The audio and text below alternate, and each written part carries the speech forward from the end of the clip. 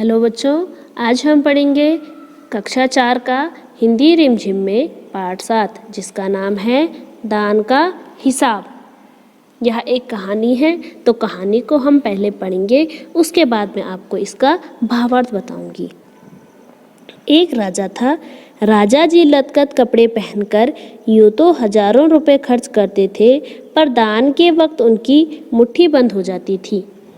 राजसभा में एक से एक नामी लोग आते रहते थे, लेकिन गरीब, दुखी, विद्वान, सज्जन इनमें से कोई भी नहीं आता था, क्योंकि वहाँ पर इनका बिल्कुल सत्कार नहीं होता था। किन लोगों का सत्कार नहीं होता था? जो गरीब लोग होते थे और दुखी लोग होते। विद्वान मतलब होता है महाज्ञानी, और सज्जन मतलब होता है ईमानदार। ये लोग वहाँ पे नहीं आते थे, क्योंकि उनका वहाँ पर क्या नहीं होता? स्वागत नहीं होता था। कहाँ पे? राजसभा में। एक बार उस देश में अकाल पड़ गया। पूर्वी सीमा के लोग भूखे प्यासे मरने लगे। राजा के पास खबर आई। वो बोले, ये तो भगवान की मार है, इसमें मेरा कोई हाथ नहीं। एक बार उस देश में क्या हो गई? अकाल। अकाल मतलब होता है सूखा पड़ना। तो एक बार उस देश में सूखा पड़ गया था। फिर राजा के पास जब खबर आई तो राजा ने कहा कि यह तो भगवान की देन है, मेरे हाथ में इसका कुछ नहीं है। लोगों ने कहा, महाराज, राज भंडार से हमारी सहायता करने की कृपा करें, जिससे हम लोग दूसरे देश से अनाज खरीदकर अपनी जान बचा सके। राजा ने कहा, आज तुम लोग अकाल से पीड़ित हो, कल पता चलेगा कहीं भूकंप आया है, परसों सुनूंगा कहीं के लोग बड़े गरीब हैं, 2 वक्त की रोटी नहीं जुटती। इसी तरह सभी की सहायता करते करते जब राज भंडार खत्म हो जाएगा, तब खुद मैं ही दिवालिया हो जाऊंगा। यह सुनकर सभी निराश होकर लौट गए। राजा ने क्या कहा कि आज तो सूखा पड़ा है, कल क्या पता किसी देश में भूकंप आ जाएगा, परसों मैं सुनूंगा कोई गरीब है। ऐसे ही राजा ने एक बहाना बनाया और लोगों को क्या कर दिया? वहाँ से घर भेज दिया। राजा ने कहा कि अगर मैं ऐसे सबको राज भंडार से पैसा देता रहूँगा तो मैं खुद क्या हो जाऊँगा? दिवालिया हो जाऊँगा। दिवालिया मतलब होता है कंगाल हो जाऊँगा। तो राजा ने क्या कहा कि मैं कंगाल हो जाऊँगा। यह सुनकर सब क्या हो गए? निराश होकर, दुखी होकर वहाँ से क्या हो गए? लौट गए। कहाँ से? राजसभा से। इधर अकाल का प्रकोप फैलता ही जा रहा था। ना जाने रोज कितने ही लोग भूख से मरने लगे। लोग फिर राजा के पास पहुँचे। उन्होंने राजसभा में गुहार लगाई, दुहाई महाराज, आपसे ज़्यादा कुछ नहीं चाहते हैं, सिर्फ 10,000 रुपये हमें दे दो। दे दे तो हम आधा पेट खाकर ही जिंदा रह जाएंगे। लोग कहाँ हो गए? लोग उस देश में भूखे पेट मरने लगे, जिस कारण से वह राजसभा में लोग गए और राजा के पास गुहार मतलब होता है पुकार लगाई कि हमें सिर्फ 10,000 रुपये दीजिए और हम उससे क्या करेंगे? आधा पेट खाना खाकर ही जिंदा रहेंगे। राजा ने कहा, 10,000 रुपये भी तुम्हें क्या कम लग रहे हैं? और उतने कष्ट से जीवित रहकर लाभ ही क्या है? राजा ने क्या कहा, जो 10,000 तुम मांग रहे हो, तुम लोगों को ये क्या लग रहे हैं? बहुत कम लग रहे हैं, और इससे बढ़िया तुम क्या करो? जिंदा ही ना रहो, क्योंकि इतने कष्ट सहने के बाद जिंदा रहने का कोई लाभ नहीं है। एक व्यक्ति ने कहा, भगवान की कृपा से लाखों रुपए राजकोष में मौजूद है, जैसे धन का सागर हो। उसमें से एक आध लौटा लेने से महाराज का क्या नुकसान हो जाएगा? एक व्यक्ति ने से उसमें से क्या कहा कि जो राजकोष है, राजा का खजाना है, उसमें क्या है? बहुत सारा रुपए है, जैसा कि क्या है? धन का सागर है। उससे अगर एक आध रुपये चले जाएगा तो राजा का उसमें कोई नुकसान नहीं होगा।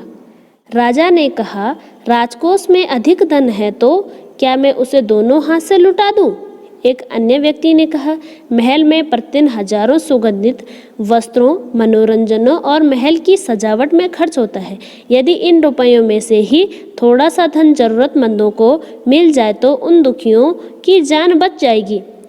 तो राजा ने क्या कहा कि अगर मेरे पास राजकोष में पैसा है तो मैं क्या उसको दोनों हाथ से लुटा दूंगा? तो एक व्यक्ति ने क्या कहा कि राजमहल में प्रतिदिन हजारों रुपए सुगंधित वस्त्रों और मनोरंजन मतलब होता है आनंद, और महल की सजावट के लिए खर्च होता है। अगर उनमें से किसी जरूरतमंदों को मिल जाता है तो उन लोगों की क्या हो जाएगी? जान बच जाएगी। यह सुनकर राजा का क्रोध आ गया। क्रोध का अर्थ होता है गुस्सा। वह गुस्से से बोला, खुद भिखारी होकर मुझे उपदेश दे रहे हो? मेरा रुपए है, मैं चाहे उसे उबाल कर खाऊं चाहे तल कर, मेरी मर्जी। तुम अगर इसी तरह बकवास करोगे तो मुश्किल में पड़ जाओगे, इसलिए इसी वक्त तुम चुपचाप खिसक जाओ। राजा को क्या हो गया है, ये बात सुनकर गुस्सा आ गया और गुस्से में उन्होंने क्या कहा कि तुम खुद भिखारी हो, इसलिए मुझे उपदेश देने की जरूरत नहीं है। जो राजसभा में पैसा है वो किसका है? मेरा है। मैं उसको चाहे उबाल कर खाऊं चाहे तल कर खाऊं, उसमें मेरी मर्जी है। राजा का क्रोध देखकर लोग वहां से चले गए। राजा हंसते हुए बोला, छोटे मुंह बड़ी बात। अगर 100-200 रुपए होते तो एक बार सोच भी सकता था। पहरेदारों को खुराक 2-4 दिन कम कर देता और यह रकम पूरी भी हो जाती, मगर 100-200 से इन लोगों का पेट नहीं भरेगा। एकदम 10,000 मांग बैठे। छोटे लोगों के कारण नाक में दम हो गया है। राजा क्या सोच रहे हैं, अगर 100-200 की बात होती तो राजसभा में जो पहरेदार होती हो उनके खुराक में क्या कर देता, कम कर देता और पैसों को वहाँ पे क्या कर देता, पूरा कर देता। लोगों ने कितने रुपए मांगे थे? 10,000 रुपये मांगे थे। इसलिए राजा सोच रहा है कि इन छोटे लोगों ने मेरे नाक में क्या कर रखा है, दम कर रखा है। यह सुनकर वहाँ उपस्थित लोग हाँ हो कह रह गए, मगर मन ही मन उन्होंने भी सोचा, राजा ने यह ठीक नहीं किया। जरूरतमंदों की सहायता करना तो राजा का कर्तव्य है। जो राजसभा में लोग बैठे हुए थे वो क्या है, हाँ हो करने लगे थे और मन ही मन क्या सोच रहे थे कि राजा ने ये ठीक नहीं किया कि लोगों को खाली हाथ वापस भेज दिए। जरूरतमंदों को सहायता करना क्या है, राजा का कर्तव्य है। कर्तव्य मतलब होता है फर्ज। किसका फर्ज है? राजा का फर्ज है लोगों की सहायता करना। 2 दिन बाद ना जाने कहाँ से एक बूढ़ा सन्यासी राजसभा में आया। उसने राजा को आशीर्वाद देते हुए कहा, दाता कर्ण महाराज, बड़ी दूर से आपकी प्रसिद्धि सुनकर आया हूँ। सन्यासी की इच्छा पूरी कर दूँ।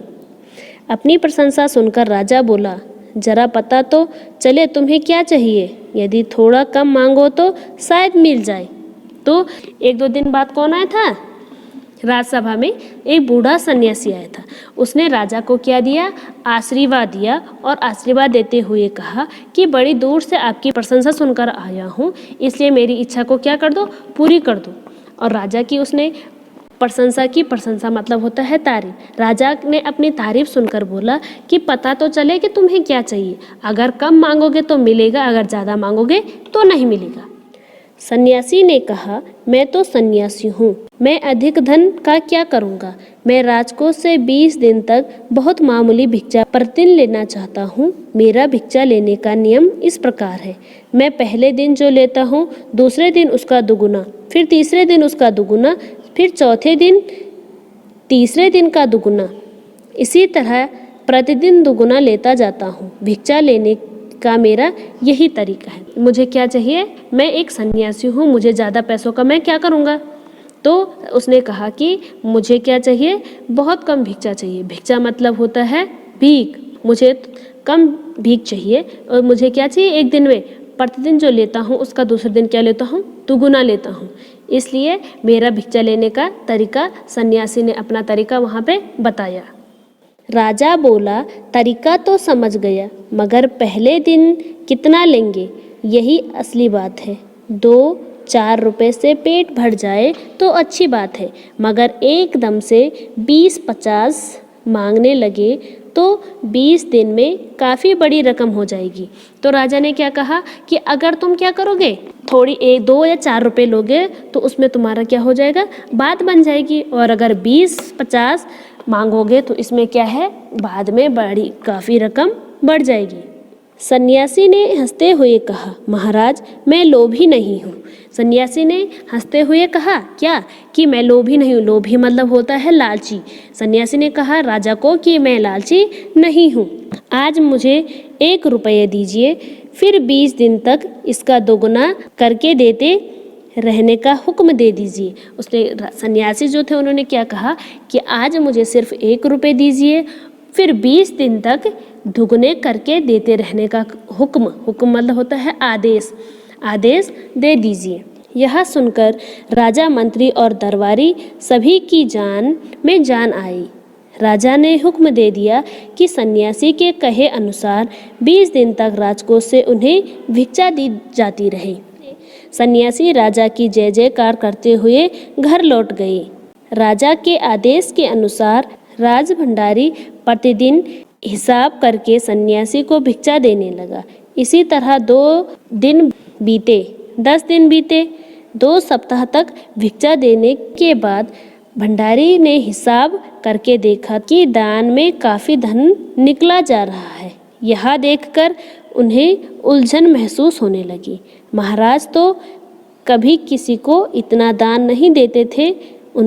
उसने यह बात मंत्री को बताई।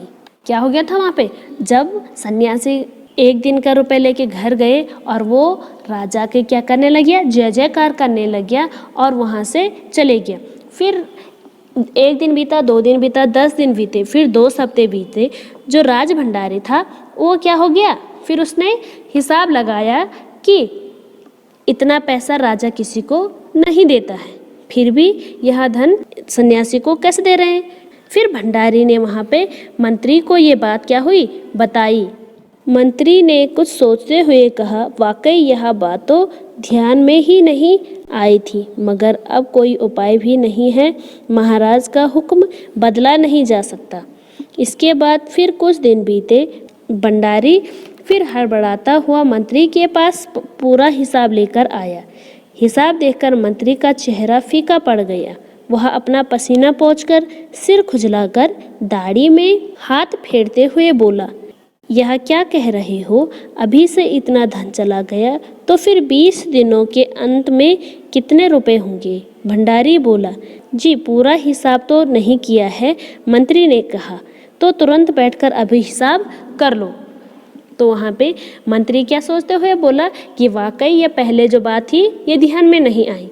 इसके बाद कुछ दिन और बीते। फिर भंडारी हड़बड़ाता मतलब होता है घबराते हुए मंत्री के पास पूरा हिसाब लेकर आए। हिसाब देखकर मंत्री का चेहरा क्या पड़ गया, फीका पड़ गया। वह उसका क्या हो गया, सीधे पसीना आ गया और उसने सिर को खुजलाकर दाढ़ी को सहलाते हुए क्या किया, बोला, यह क्या कर रहे हो? अभी से इतना धन चले जाएगा तो 20 दिनों तक कितने रुपए होंगे? भंडारी ने कहा, ये तो पूरा हिसाब नहीं किया मैंने। मंत्री ने क्या कहा कि तुम बैठकर इसका क्या करो, पूरा हिसाब करो। भंडारी हिसाब करने बैठ गया। मंत्री महाशय अपने माथे पर बर्फ की पट्टी लगाकर तेजी से पंखा झालने लगे। कुछ ही देर में भंडारी ने पूरा हिसाब कर लिया। मंत्री ने पूछा, कुल मिलाकर कितना हुआ? भंडारी ने हाथ जोड़कर कहा, जी 10,48,575 रुपये। मंत्री गुस्से से बोला, मजाक कर रहे हो? यदि सन्यासी को इतने रुपए दे दिए तो राजकोष खाली हो जाएगा। भंडारी ने कहा, मजाक क्यों करूँगा, आप ही हिसाब देख लीजिए। यह कहकर उसने हिसाब का कागज मंत्री को दे दिया। हिसाब देखकर मंत्री जी को चक्कर आ गया। सभी उन्हें संभालकर बड़ी मुश्किल से राजा के पास ले गए। किसको? मंत्री को। राजा ने पूछा, क्या बात है? मंत्री बोले, महाराज, राजकोष खाली होने जा रहा है। राजा ने पूछा, वह कैसे? मंत्री बोले, महाराज, सन्यासी को आपने भिक्षा देने का हुक्म दिया है। फिर जब उन्होंने राजा के पास ले गए तो राजा ने क्या पूछा उनसे कि क्या बात है? फिर मंत्री क्या बोले कि हमारा जो राजकोष है वो क्या होने जा रहा है, खाली होने जा रहा है। तो राजा ने पूछा कि यह कैसे हो सकता है? फिर मंत्री ने बोला, जो सन्यासी आए थे उनको आपने भिक्षा देने का हुक्म दे दिया था, हमें आदेश दिया था, मगर अब पता चला है कि उन्होंने इस तरह राजकोष के करीब 10 लाख रुपए झटकने का उपाय लिया है। उन्होंने क्या कहा कि इसलिए उन्होंने क्या किया, जो हुक्म दिया है वो कितने रुपए लेंगे, वो 10 लाख रुपए का झटका दिया है। राजा ने गुस्से से कहा, मैंने इतने रुपए देने का आदेश नहीं दिया था, फिर इतने रुपए क्यों दिए जा रहे हैं? भंडारी को बुलाओ।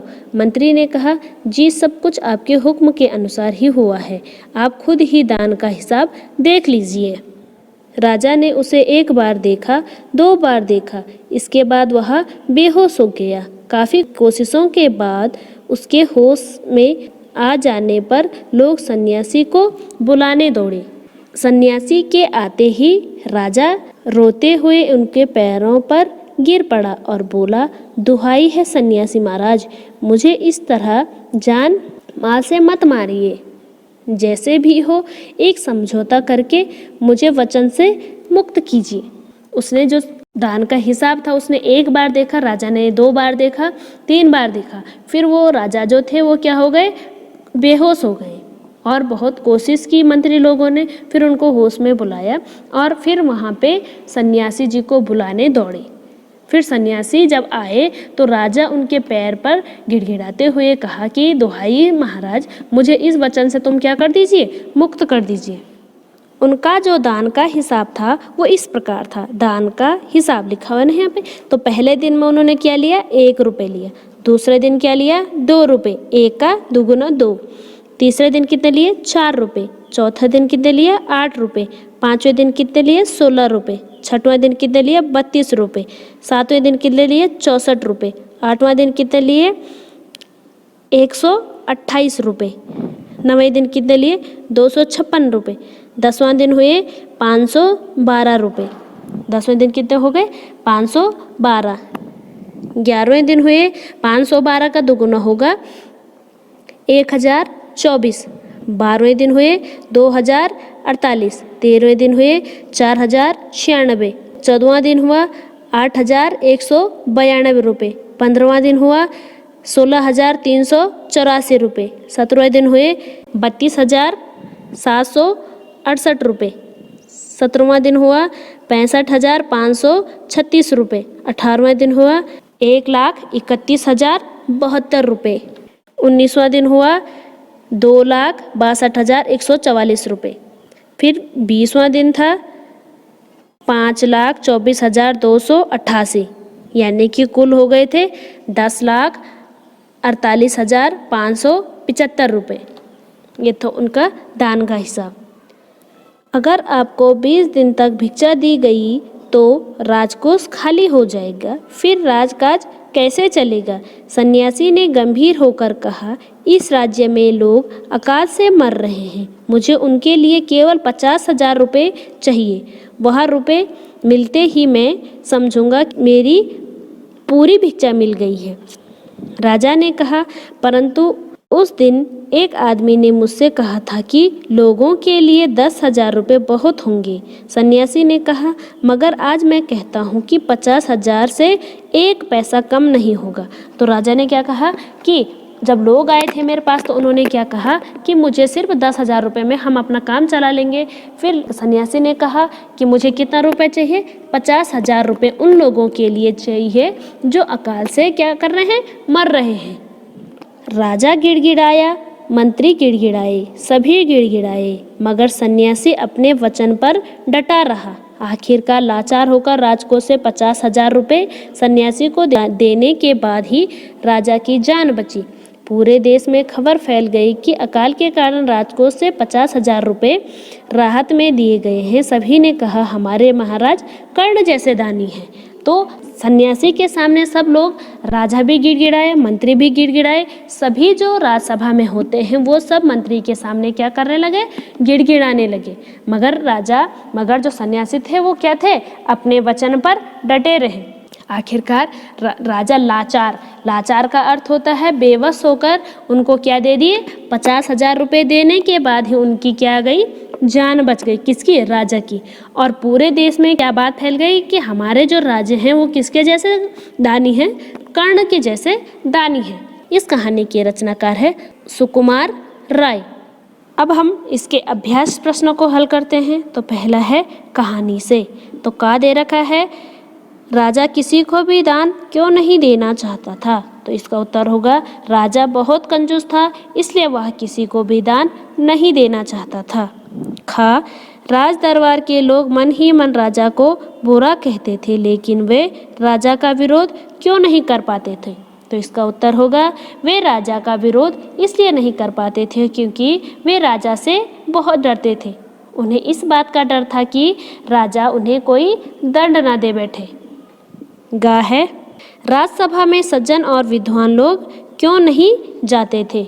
इसका उत्तर होगा राजसभा में सज्जन और विद्वान लोग इसलिए नहीं जाते थे क्योंकि वहाँ पर उनका सत्कार नहीं होता था। घ है सन्यासी ने सीधे सीधे शब्दों में भिक्षा क्यों नहीं मांग ली। इसका उत्तर होगा यदि सन्यासी सीधे शब्दों में भिक्षा मांगता तो राजा इतनी बड़ी रकम देने के लिए तैयार नहीं होता, इसलिए सन्यासी ने ऐसा तरीके से भिक्षा मांगी कि राजा ने उसे छोटी रकम समझ लिया।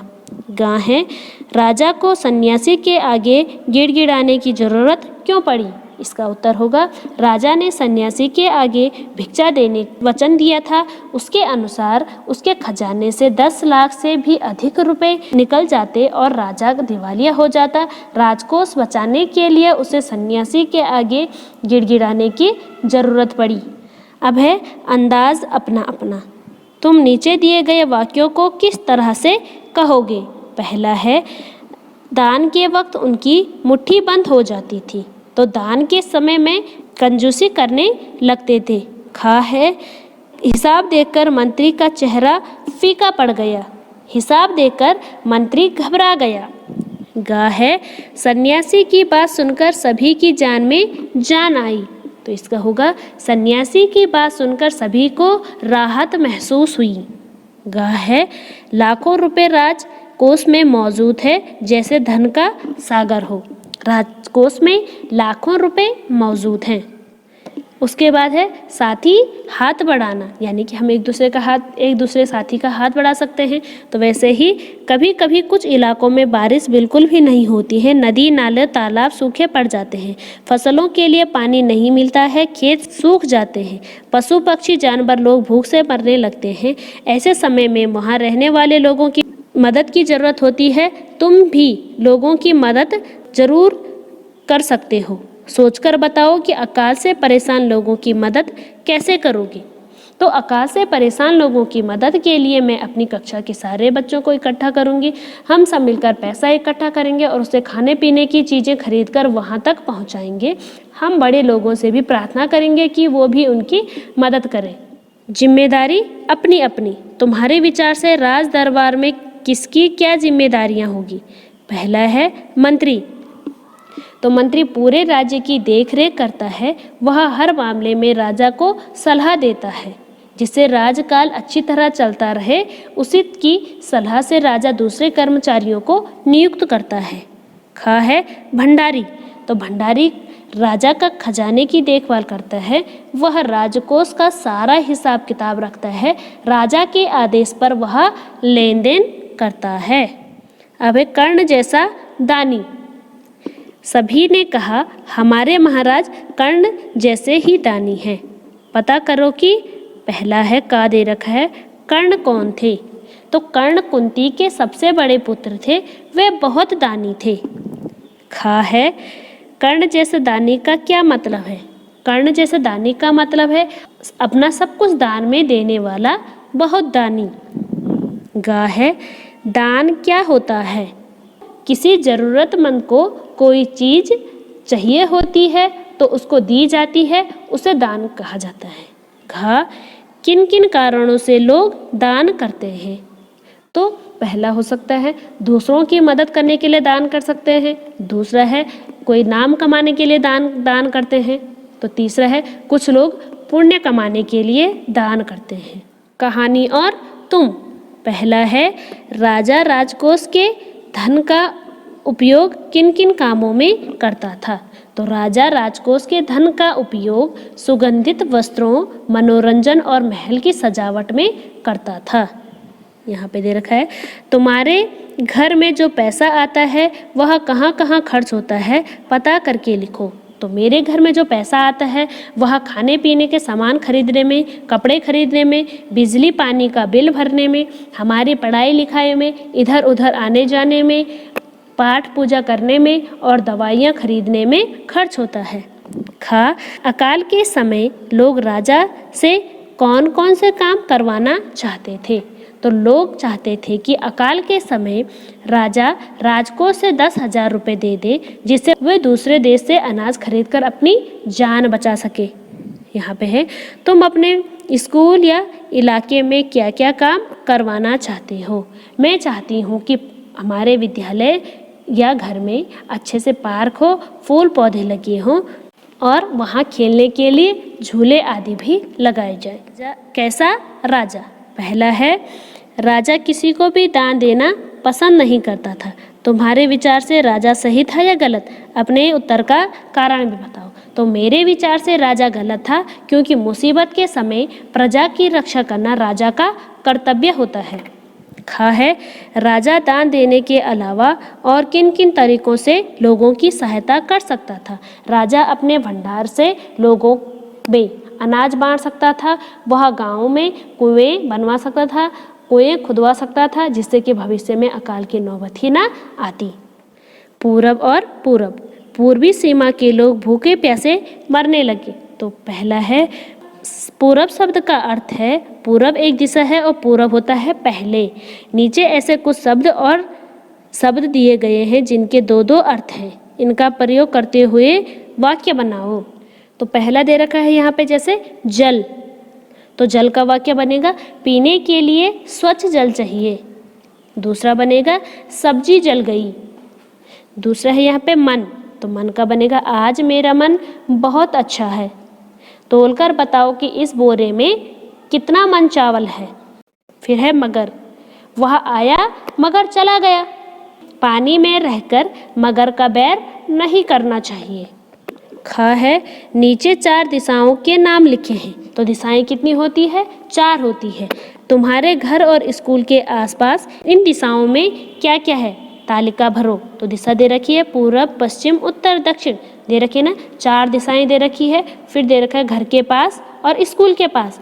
तो पूरब दिशा है तो पूरब दिशा घर में होगा दुकान, स्कूल के नीचे आएगा मकान। पश्चिम में क्या है?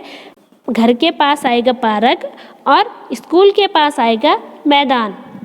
उत्तर दिशा है तो उत्तर दिशा में घर के पास आएगा सड़क और स्कूल के पास भी आएगा सड़क। फिर दे रखा दक्षिण, तो दक्षिण घर के पास आएगा मकान होते हैं, घर होते हैं, और स्कूल के पास होते हैं पेड़। तो बच्चों, आपका पाठ 7 यहाँ पे समाप्त होता है। आप इस कहानी को अच्छे से पढ़ेंगे। धन्यवाद।